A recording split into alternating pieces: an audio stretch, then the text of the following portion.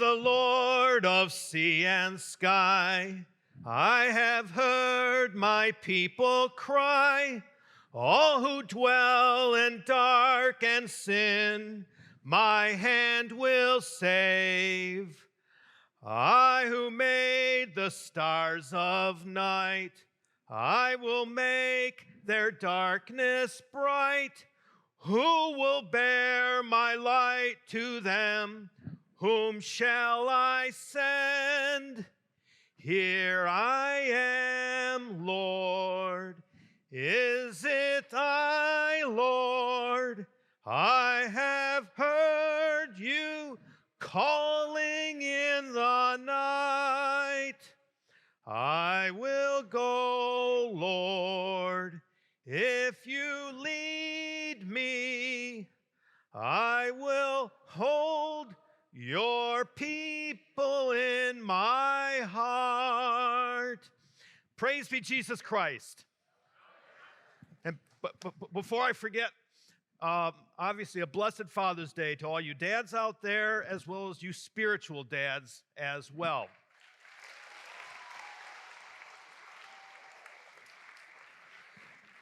I certainly am indebted to my dad. My dad went to the Lord in 2003, but he was a model for my priesthood, how he, of course, treated my mom and my brothers. So I grew up in Michigan, and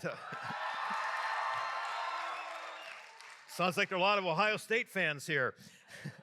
I grew up actually in between Ann Arbor and Detroit in the city of Westland, and just celebrated my class reunion back in October and surprised a lot of my classmates that I'm a priest, let alone a bishop.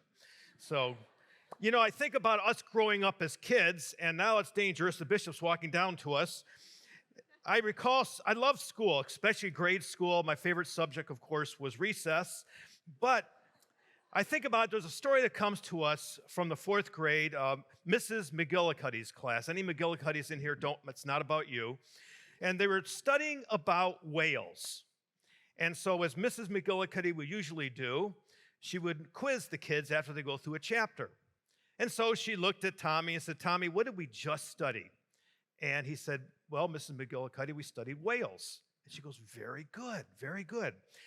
Now, Joni, where do whales live?" And she said, "Well, in the sea." "Fantastic. Mark, are they big or are they small?" And he said, "Well, they come in different sizes, but some of them are huge." She goes, "That's great."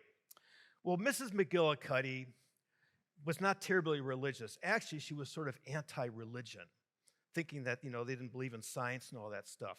And she knew Susie in class was very religious. So she thought, I'm going to trip her up. She goes, "Susie, isn't there a story in the Bible about a whale?" Of course, Susie perked up and said, "Yes, it's Jonah and the whale." And Mrs. McGillicuddy says, "Well, just what happened in this story?" And Susie responds, "Well, Jonah ended up being swallowed by the whale in his tummy for 3 days, then finally spewed him out." The kids all in class are laughing, and Mrs. McGillicuddy has a little smirk on her face and just shakes her head. She goes, "Susie, Susie, Susie." She looks over at Tammy, and she goes, "Tammy, we just learned about what whales really eat. What do they eat?"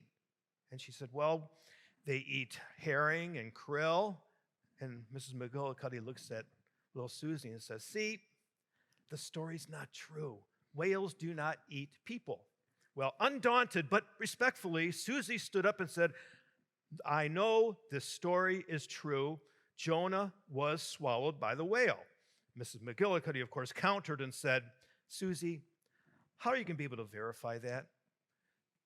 Susie says, "Well, it's in the Bible." Mrs. McGillicuddy says, "Well, so what? How are you going to verify it?"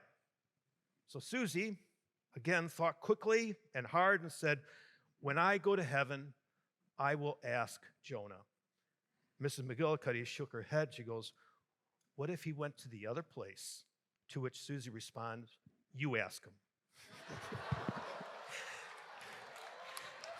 You see, my dear friends, that's being fearless. You can be respectful, but you have to exercise that very fortitude, that gift you received at confirmation. Remember those 7 gifts: wisdom, understanding, counsel, fortitude, also known as courage, not to mention knowledge, piety, and yes, fear of the Lord. Fear of the Lord does not mean you're hiding from him. It means he's number one. And that's what we're celebrating today when it comes to Corpus Christi. It's Jesus' body and blood that makes us church, bar none. And how appropriate we celebrate, of course, the feeding of the 5,000 today in the gospel passage. Whenever I pray over the Bible, whenever I read the Bible, I like to put myself right in that situation to envision what just is happening. You're sort of experiencing it right now. Think about it. The apostles just came back. They were very successful with all that they were doing. They were full of energy when they went out. When they came back, they were pretty wiped out. And so they're going to that private place, that secret place with Jesus so they could rest. Of course, Jesus' reputation is quite out there at this point. There is no place to hide, and people are following him around. The disciples are exhausted, like some of you, I'm sure, as well as the chaperones as well. That's a good sign. Well, so you can feel how they felt. They're exhausted, and they see all these people showing up, and they're like, oh, not again. What happens, though, as they approach Jesus and they say, listen, this isn't going to work. We don't have enough to even feed them. What's Jesus' response? Yeah, I agree. You just send them home. No, get to work. Be fearless. Trust me. And that's how it is with our lives. We need to trust in Jesus. This Eucharistic revival certainly underscores what we heard in our second reading today from the Apostle Paul. Jesus at the Last Supper instituted the Eucharist. We don't read, and you're not going to hear me pronounce, at the altar, Jesus mentioned to his disciples that, this could be my body or it could be my blood. Don't make a big deal about it. No, this is my body, this is my blood for our salvation. And that's where you and I get to work. This Eucharistic revival, which is for the next 3 years, kicked off today, and of course sort of yesterday too, with our Eucharistic procession, is a reminder. I'll give you 3 letters. I-E-U. Say that after me. I-E-U. What we're supposed to do these 3 years, this Eucharistic revival, is to inspire, to educate, and unite. Inspire, educate, and unite. Why? I-E-U, because Jesus, I owe you. Think about it. That is why we go to church. Jesus is always drawing us to him, to his sacred heart. And that's important. God has a plan. Think about it. Our first reading, sorry about the technical glitch. We basically had Abram. He wasn't Abraham yet because the covenant had not been established, but Abram was visiting Melchizedek.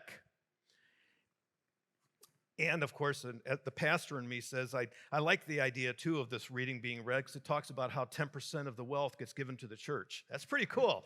So, anyways, bottom line is, though, Jesus was part of the creation of the universe, Father, Son, Holy Spirit, right from the beginning. And so we have here with Melchizedek, we see that God has a plan for Abram. He'll be the father of our faith. And that's crucial. Remembering that each one of you, even you, God has a plan for you. You'll figure it out as it continues to develop. For myself, I entered the seminary at the age of 23. I thought I was going to get married, have a family, work in the area of maybe biology or chemistry. I was at Wayne State University. And then God said, okay, now you're ready for the seminary. And I listened. I went. I was there for 8 years, and I was ordained at the age of 31 for the Archdiocese of Detroit. So I'm very grateful. I think we do have some Michiganders. I don't know what they call them these days, but there are Michiganders here, I think, from Lansing or Gaylord or Grand Rapids. Okay, obviously none from Grand Rapids. Marquette? Saginaw? All right. Bishop Bruce and I were in the seminary together, but we promised not to talk about each other. You see, dear friends, Lord is sending you on a journey. And it comes down to you being credible missionary disciples. I will preach about the Eucharist, I always do, and certainly focusing on it these next 3 years, but Men and women your age, kids your age, will look at me and they'll say, well, yeah, it's in your job description as bishop. Well, yeah, but I love it. However, if you promote the Eucharist in your life, and that's, of course, going to church every Sunday or Saturday evening, of course, if not daily, then your own peers see the weight you put on the Eucharist yourself. You see, you are the credible missionary disciples. I need you in order for me to be an effective shepherd. I can't do things in a void. So remember, it's I, E, you. Inspire, educate, unite. Say it with me. Inspire, educate, unite. Why? Because Jesus, I owe you. See, you just helped me write my homily. Dear friends, I have a chance. I'm grateful I celebrate all the confirmations in our diocese except the ones at Easter Vigil. And I'll leave you with this as we celebrate the beginning of the Eucharistic revival. I tell the kids at the end, before I confirm them, that there's an old story that there are 3 types of people in this world. 3. Those who watch things happen, those who make things happen, and those who have no idea what is happening. My question, dear sisters and brothers, when you leave the campus today at Franciscan University, which one will you be? I, E, you. Because Jesus, O, you. I, the Lord of wind and flame, I will tend the poor and lame. I will set a feast for them. My hand will save. Finest bread I will provide. Till their hearts be satisfied, I will give my life to them. Whom shall I send? Here I am, Lord.